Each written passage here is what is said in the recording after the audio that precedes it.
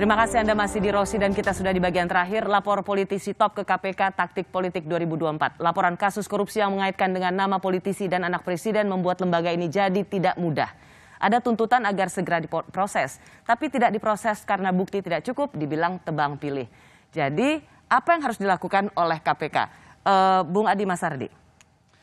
Jadi KPK lakukan apa yang bisa dilakukan untuk membersihkan bangsa ini dari korupsi. Verifikasi tokoh-tokoh yang ngetop itu penting kepada publik. Nah, saya dan teman-teman berjuang untuk demokrasi, untuk Indonesia bersih dari korupsi. Kalau ada langkah-langkah kami yang dianggap menyinggung, tersinggung atau apapun, kita sudah siap dengan segala risikonya. Mau hukum maupun di luar hukum tidak ada masalah. Ini konsekuensi dari perjuangan. Oke, Bung Ruhut Sitompul. Sebagai negara hukum, jujur saja, KPK sudah melaksanakan dipimpin Pak Firly tugasnya dengan baik. Begitu juga Jaksa Agung, Pak Burhan. Begitu juga Kapolri, Pak Sigit.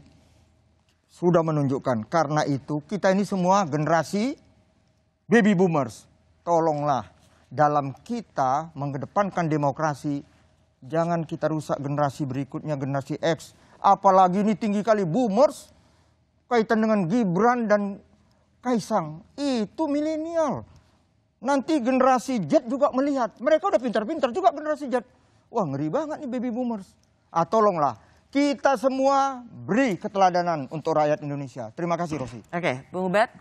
Ini bukan perang antara generasi baby boomer dengan generasi Z atau generasi milenial. Tetapi ini adalah semangat untuk mengembalikan bangsa ini on the track. Bahwa korupsi, kolusi, nepotisme adalah persoalan yang sangat serius untuk bangsa ini, yang membuat bangsa ini tidak pernah untuk melompat jauh menjadi maju.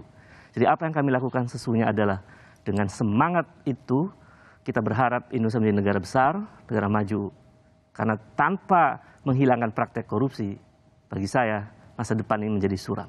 Oke, Bung Ego Kuntadi. Ya, kita semua sepakatlah, bangsa ini harus bebas dari korupsi, pemimpin ke depan harus clear, kemudian pemerintahan harus clean government, itu kita semua sepakat. Tetapi untuk menegakkannya perlu dengan akal sehat, nggak juga menggunakan narasi-narasi besar ini dengan akal yang lompat-lompat tadi untuk kemudian berlindung di balik narasi besar. Nanti publik juga akan bingung, kok begini menegakkan narasi besar dengan proses kita perlu mengajarkan publik bagaimana berdemokrasi yang sehat dengan akal sehat, bagaimana menegakkan hukum yang sehat juga dengan akal sehat, tidak menjadikan narasi besar ini sebagai tameng seolah-olah kita sudah memperjuangkan narasi besar padahal ujung-ujungnya tadi ini cuma menjelang tahun politik saja. Itu yang saya khawatirkan. Ya, Bung Adi Prayitno. Ya, saya kira perih perasaan kita itu ketika membaca perception indeks korupsi kita itu turun drastis ya. 15-20 tahun ini.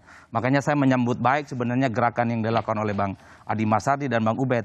Tapi sekali lagi jangan hanya berhenti di Kaisang, jangan hanya berhenti di Gibran. Jangan hanya berhenti di orang-orang yang muncul di survei.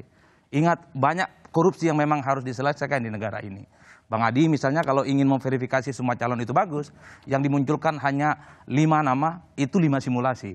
Di survei yang kita lakukan ada 30 nama, 40 nama, itu all in di dalam. Jadi kita tunggu ke depan supaya abang ini tidak dituduh sebagai orang yang balas dendam, yang kedua sebagai orang yang sebenarnya ingin merusak kredibilitas mereka. Jadi yang dilakukan betul adalah jalan panjang menuju 2024, demokrasi berkualitas, pemilu berkualitas, dan pemimpin yang tentu saja juga berintegritas. Kalau berhenti di situ, abang, jangan salahkan jika banyak orang yang kemudian membuli terus-menerus sepanjang hari dan sepanjang malam. Terima kasih Bung Adi Masardi, Bung Adi Prayitno, Bung Ubed, Bung Ruhut Sitompul, Bung Eko Kuntadi, selamat malam, terima kasih untuk perspektifnya. Kita semua tentu ingin Indonesia bebas korupsi dan kita semua harus dukung itu.